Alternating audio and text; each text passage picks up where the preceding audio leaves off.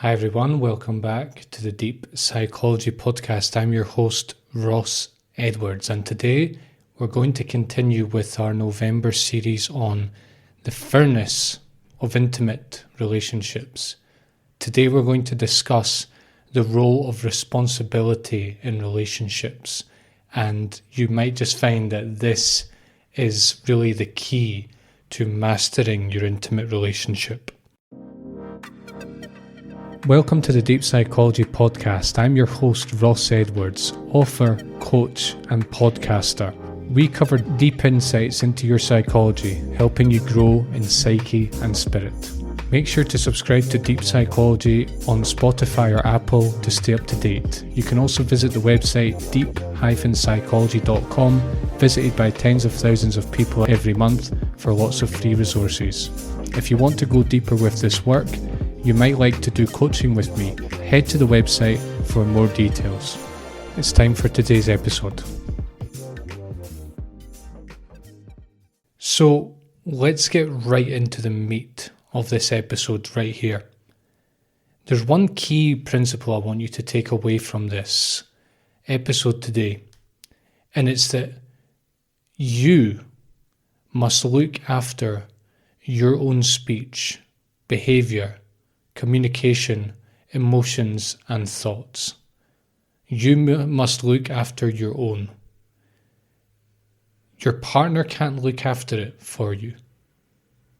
You cannot expect them to tell you what is the right way to talk, what's the right way to behave, to communicate, what are the emotions you want to feed, what are the thoughts you want to feed, and how all that relates to your intimate relationship, how you relate to your partner.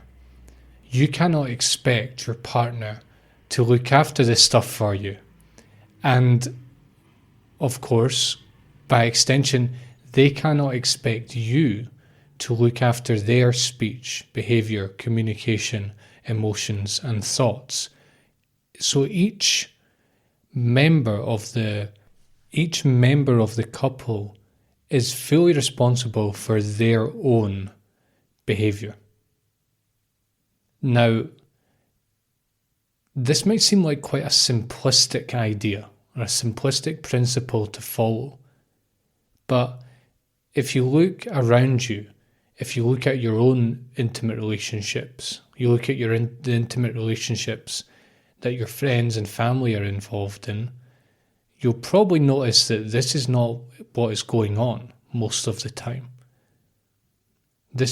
People are not looking after their own speech, communication, behaviour, and so on. They really are not doing this. And if you pay very close attention, you might realise that this is a huge problem. And it's actually one of the main reasons that we have issues in our relationships. However, what I'd like to encourage you is that with any great problem, there's also a great opportunity. And the opportunity is, of course, to take responsibility and look after all of these things within yourself. This is really the core of it. It's in you. This change is in you. So what are we normally doing if this is not what we're doing? What we're basically doing most of the time is that we're blaming our behaviour on circumstances, and then we're blaming the circumstances on our partner's behaviour. So really, what we're doing is we're blaming our behaviour or our speech or our emotions or our communication, whatever. We're blaming it on our partner. Isn't that fascinating? Just that simple principle right there, that we typically blame everything on our partner. Let's just make it very simple. We typically blame everything on our partner. Isn't that just a fascinating principle and a fascinating sort of discovery to pay attention to and to look for and to start to change in yourself? And of course, you can only change this in yourself. You cannot look to your partner and you can't say, well, you need to change your behaviour. And if you change your behaviour, then I'll stop blaming things on you. No, That is not what I'm saying. I'm saying that you fundamentally are at the wheel of your own speech, behaviour, communication, emotions, and thoughts. And of course, because you're at the wheel, you must change. And you must stop blaming these things on your partner. Okay? This is the critical step that is needed. Let's look at a very simple example of how this operates, because this might sound very abstract, but it's really not. It's actually happening all the time. If you pay attention, you'll notice. So let's look at a very simple example. Let's imagine that you are going to the supermarket with your spouse.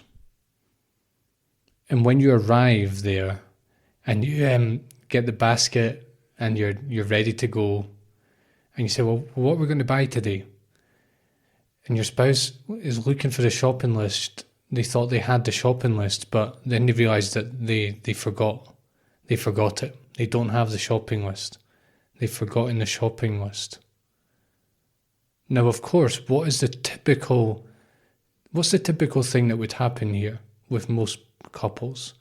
Well, you would get angry at your spouse for forgetting the shopping list, and you would then blame them for forgetting it. And it would all be on them. Not just the fact that they've forgotten the shopping list, but it's the fact that you're now angry and it's because of your partner. That's why you're angry.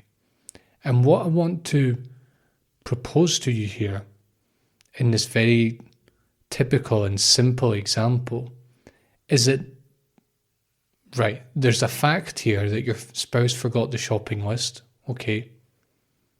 However, your reaction is your own reaction, right? You have to realize that it's not so much the situation, and you can't use the situation as a crutch, and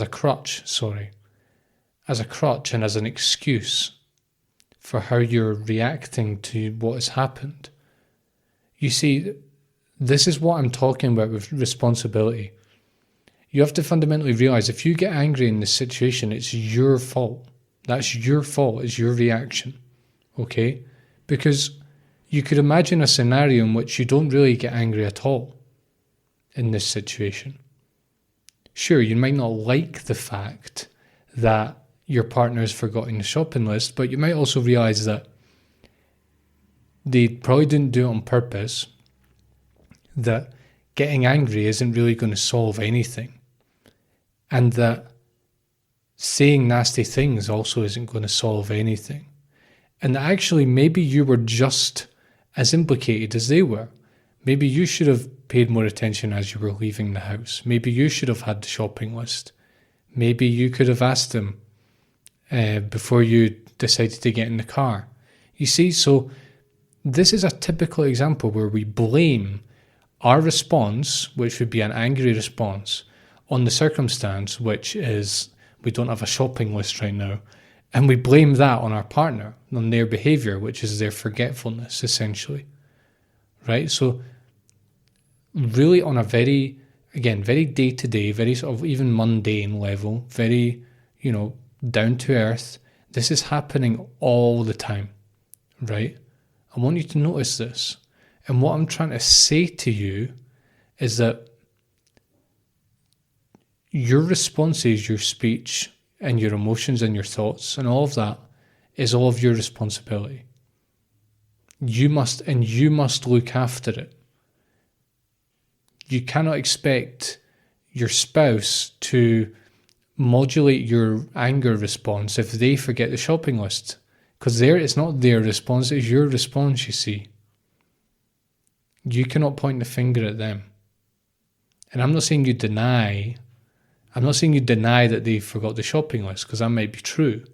But what I'm saying is you have to realize that how you respond to that is entirely your decision, right?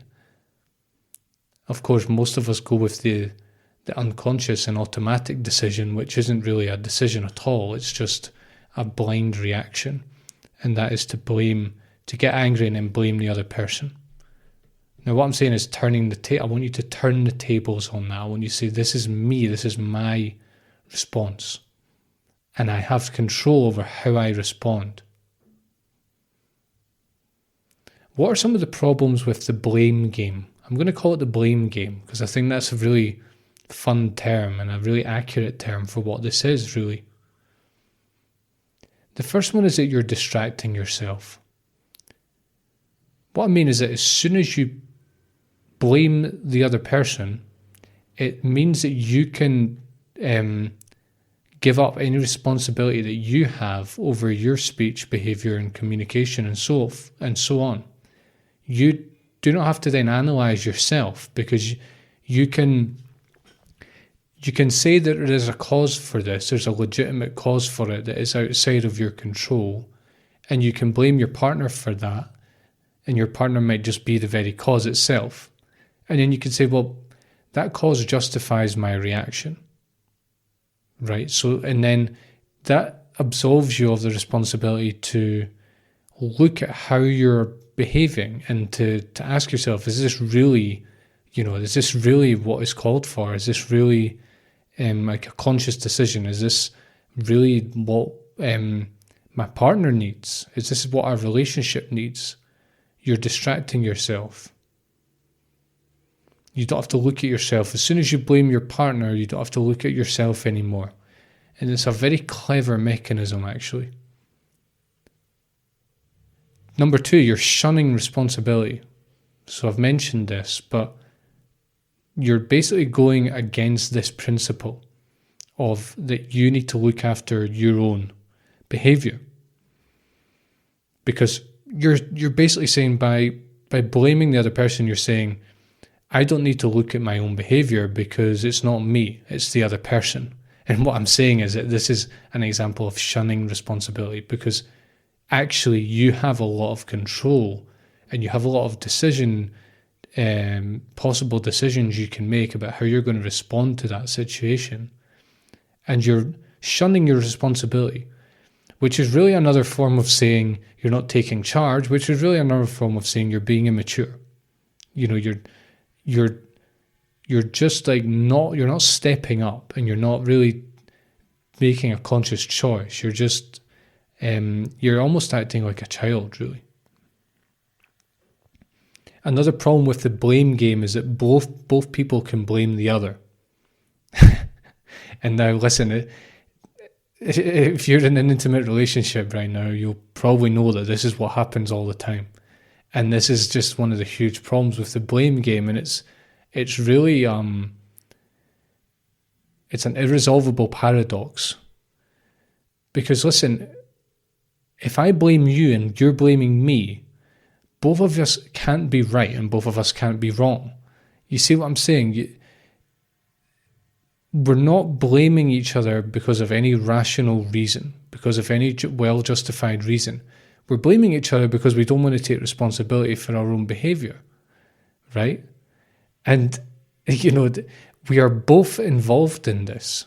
So if you're saying that if I did something wrong and I'm saying that, no, you did something wrong, well, we are both distracting ourselves, we're both shunning responsibility, and we're both just ignoring this principle that I'm talking about right here. And the tricky thing is that as soon as one starts, it's very easy for the other person to get involved. If I start blaming you when actually I am just as responsible, maybe not for the actual cause of what is happening right now, but for my reaction, well then it's quite easy for the partner to get involved, for you to get involved, because you now have an actual legitimate sort of, you see that the partner is doing something wrong, and your initial response to that is to show that to them and sort of blame them for that. So you then might say, well, you're getting angry at me and blah, blah, blah. But you might be doing that in an angry way, you see. So this is the problem with this cycle, is that when you're in the blame game cycle, no one ever takes responsibility. And so really the only way that this situation can change is blocked because no responsibility is possible, and without responsibility, nothing is going to change. And finally, the blame game typically doesn't resolve anything. Like, for example, the shopping list example. If we're at the supermarket and you forget the shopping list and I start going crazy at you and blaming you and all of this and not taking responsibility for my own reaction, after 5 minutes of arguing in the supermarket car park, are we any closer to getting the shopping list and to getting the shopping done? Not really. Not really, because we're sitting there and we're not thinking about what's the solution to this. Instead of thinking about who said what and who did what and who's in the wrong and how I am right and how you are wrong, we could be in solution space right now. We could be halfway home to get the shopping list, you see, but we're not, because we're arguing and we're playing the blame game. The blame game typically doesn't resolve anything. And it's because we are both shunning responsibility, and responsibility is precisely what is required for things to happen.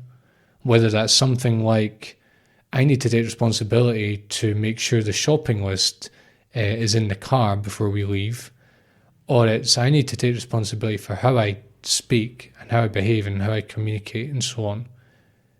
In any case, responsibility is necessary, and without it, nothing happens.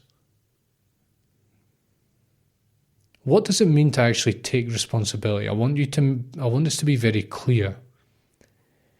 It means choosing our emotional states and realizing that our emotional states are our own and no one else's. They're not our partner's emotional states, they are our emotional states. So for example, you can decide, if your partner makes a mistake, you can decide to go crazy at them, but that's like a decision you're making. And what I'm saying is you can choose another way. That's a choice. You have that choice. And when you take responsibility, you realize you have that choice. We choose how we react regardless of the situation. So this is why it's crucial to realize that your reactions are your own, your speech is your own, your behaviour is your own, your communication is your own, because it puts the power back in your hands. Instead of putting the power in the situation, we've forgotten the shopping list, for example, or putting it in your spouse, my spouse has forgotten the shopping list, therefore my default reaction, which is to get angry, is justified. What I'm saying is that no, your reaction is yours, and you can choose to react regardless of the situation. With the shopping list example, you could choose to say, well, oh, that's a pain, but you probably didn't do it on purpose. Let's find a solution. Let's go home. Or maybe I can start doing it. You can go home and then you can come back and then we'll finish the rest. What is your reaction? This is where you have to be creative. This is where you have to really take responsibility and ask, what is really needed right now? And without, I might be annoyed, but how does that help? Does that really help? And what will help? What can actually move the situation forward? Choosing our speech regardless of the situation. How are you speaking to your partner? Imagine you spoke to yourself in this way. Imagine you spoke to your best friend in this way. Imagine you spoke to your mum or dad or sister or brother in this way. What might happen? Is that how you want to communicate? Do you think that is really going to create a healthy relationship? I don't know. The responsibility is yours, right?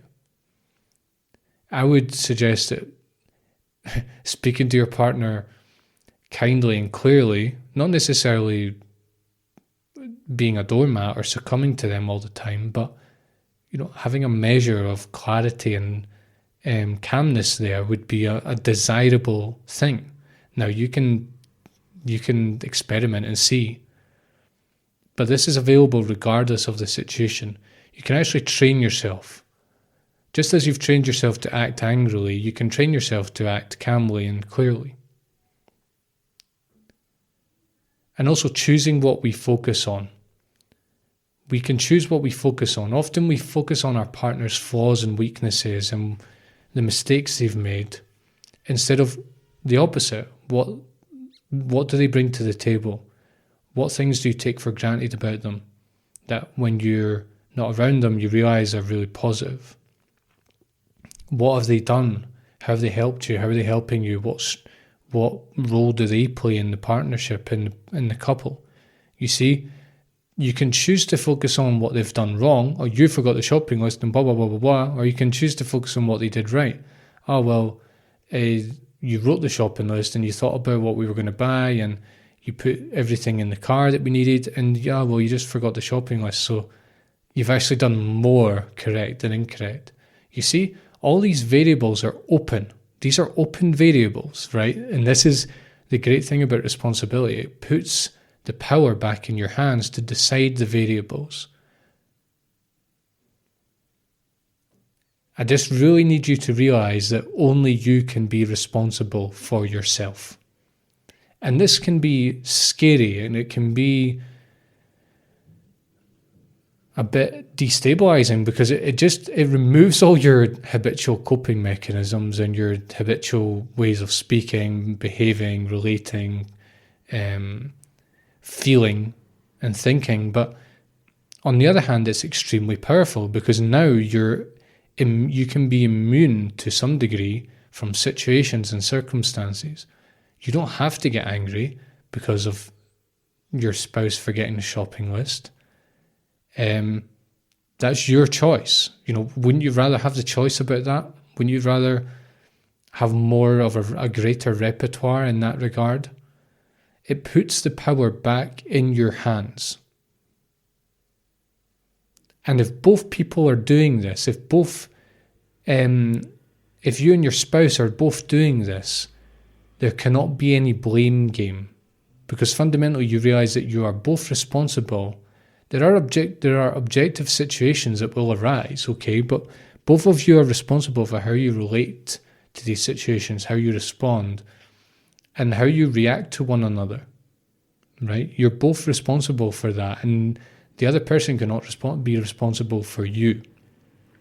There cannot be a blame game, and you no longer distract yourself, you no longer shun responsibility, you no longer blame the other person, and you get a lot more things resolved without so much stuff getting in the way, without so many arguments, without so much projection, without so much blaming, without so much emotional damage getting done. The type that will slowly accumulate over the years and toxify your relationship. So that's the key principle. I just want you to really have this seared in as I say goodbye. You must look after your own speech, behaviour, communication, emotions and thoughts. Stop blaming your partner. Even if they blame you, stop blaming them.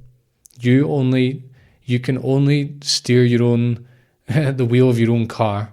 So do it very well, and you might just see how things drastically improve in your relationship, and you will find that you are using the furnace of your intimate relationship optimally. Great. Thank you everyone for tuning in once again. Just want to say before I go that I do coaching, and my whole thing is basically to help you deeply understand yourself so that you can live a greater life, a more fulfilling life. So if you would like a free discovery call with me, head to deep-psychology.com to find out more. Thanks a lot, and I'll see you next Wednesday for the next installment in this series. Bye-bye. Thanks for listening. If you liked this episode, please leave a review and make sure to subscribe on Apple or Spotify. If you'd like to go deeper with this work, head to deep-psychology.com to do coaching with me. Thanks a lot, and I'll see you soon.